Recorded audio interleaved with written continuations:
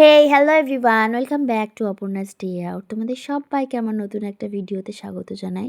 আশা করছি তোমরা সবাই ভালো আছো আর আমিও বেশ ভালো আছি। তো এটা বেশ কয়েকদিন আগের ভিডিও। ওই দিন ছিল আমার স্কুলে পিটিএম। সকাল সকাল উঠে রেডি হয়ে আমি চলে গেছিলাম পিটিএমে। পিটিএম সেরে ওই ধরো 1-1:30 নাগাদ বাড়ি ফিরে তারপরে আমি প্রথমেই গিয়েছিলাম শাশুড়ি মায়ের ফটোর কাছে ক্যান্ডেল স্ট্যান্ড চালাতে।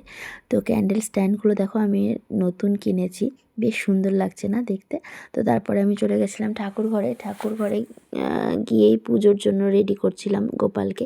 আর গোপালের না বেশ কয়েকদিন ধরে একটা সোয়েটার পরানো রয়েছে, ভাবলাম একটু সোয়েটারটা চেঞ্জ করে দিই।